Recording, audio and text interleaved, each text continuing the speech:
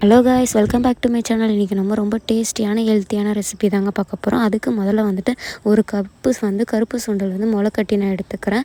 முந்தின நாளே ஊற வச்சு எடுத்துக்கோங்க. ஒரு நாள் ஃபுல்லாகவே ஊற வச்சுட்டு நைட்டு வந்துட்டு நீங்கள் ஒரு காட்டன் கிளாத்தில் ஈரத்துணியில் கட்டி வச்சுருங்க. காலையில் இந்தமாரி முளைச்சி வந்திருக்கும். இப்போ அந்த ஒரு கப்பு சுண்டல் மிக்ஸி ஜாரில் நான் ஆட் பண்ணிக்கிறேன். ஃபுல்லாகவே நம்ம ஆட் பண்ணிக்கலாம். முளை கட்டுறது ரொம்பவே ஈஸி தான், நீங்கள் கவலைப்பட தேவையில்லை. முளைக்கட்டின சுண்டலில் ஹெல்த் பெனிஃபிட்ஸ் பார்த்திங்கன்னா உங்களுக்கு நிறையாவே இருக்குது. நம்மளுக்கு ப்ரோட்டீன் அதிகமாகவே கொடுக்கும் இந்த கருப்பு சுண்டல். நீங்கள் நார்மலாக வடை போடுறதுக்கு இந்தமாரி ஹெல்த்தியாக நீங்கள் வடை போட்டு கொடுக்கலாம். ரொம்ப டேஸ்டியாகவும் இருக்கும். வாங்க இப்போ நம்ம ஃபுல்லாகவே நான் மிக்ஸி ஜாரில் ஆட் பண்ணிட்டேன். இப்போ ஒரு துண்டு இஞ்சி ஆட் பண்ணிக்கிறேன், தோல் சீவனது. 3 வரமிளகா எடுத்துக்கிறேன். பெரிய மிளகா நான் எடுத்துருக்கேன். இப்போ ஒரு 10 பல் பூண்டு சேர்த்துக்கலாம். 1 டீஸ்பூன் பெருஞ்சீரகம் ஆட் பண்ணிக்கிறேன். ஆட் பண்ணிட்டு இதை நம்ம குறப்பாக அரைச்சி எடுத்துகிட்டு வந்துடலாம். இப்போ பாருங்கள், நான் அரைச்சிட்டு ரொம்ப நைஸாக இல்லாமல் இந்தமாரி குறப்பாக அரைச்சி எடுத்துக்கோங்க. இதுதாங்க நம்மளுக்கு பதம். இப்போ நம்ம இது எல்லாத்தையும் நான் பவுலில் ஆட் பண்ணிக்கிறேன். என் சேனல் பிடிச்சிருந்துச்சின்னா சப்ஸ்கிரைப் பண்ணுங்கள், லைக் பண்ணுங்கள். இப்போ நம்ம பவுலில் ஃபுல்லாகவே நம்ம ஆட் பண்ணிக்கலாம், நம்ம அரைச்சது எல்லாமே.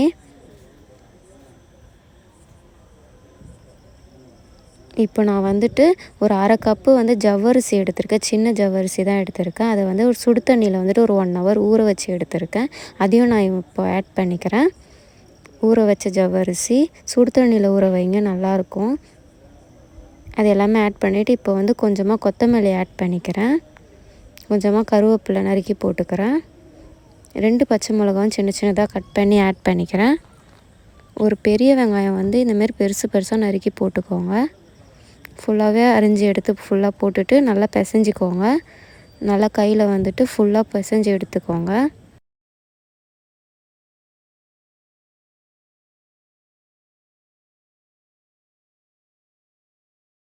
நல்லா கையில் பிசைஞ்சு எடுத்துக்கோங்க. இப்போ நம்ம 1 டீஸ்பூன் நம்ம உப்பு ஆட் பண்ணிக்கலாம்.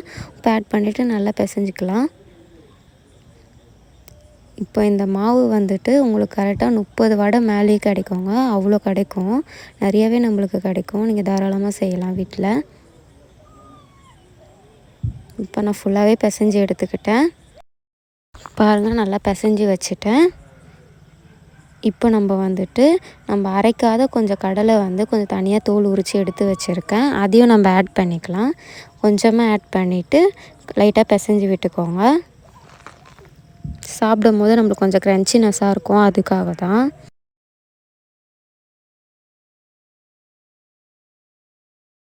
பிணைஞ்சி விட்டுக்கிட்டே இப்போ கையில் கொஞ்சமாக ஆயில் விட்டுக்கிறேன்.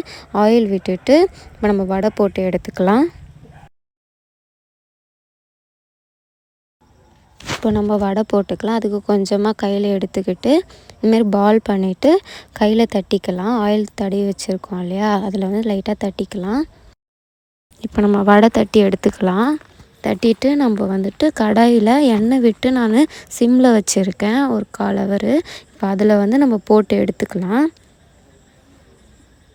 இதுக்கு நம்மளுக்கு ஒரு 1/4 லிட்ரு எண்ணெய் இருந்தாலே போதும்.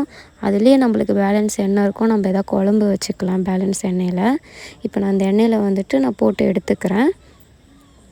இந்த வடைக்கு அவ்வளோவா உங்களுக்கு எண்ணெய்லாம் இழுக்காது. இப்போ நல்லா ஃப்ரை ஆகட்டும். கோல்டன் ப்ரௌன் கலர் வந்தோடனே நம்ம எடுத்துடலாம். அவ்வளோதாங்க, நம்ம கிறிஸ்பியான சூப்பரான டேஸ்டியான முளைக்கட்டின சுண்டல் வடை ரெடி ஆகிடுச்சு. நீங்களும் கண்டிப்பாக ட்ரை பண்ணி பாருங்கள். சேனல் பிடிச்சிருந்துச்சின்னா சப்ஸ்கிரைப் பண்ணுங்கள், லைக் பண்ணுங்கள்.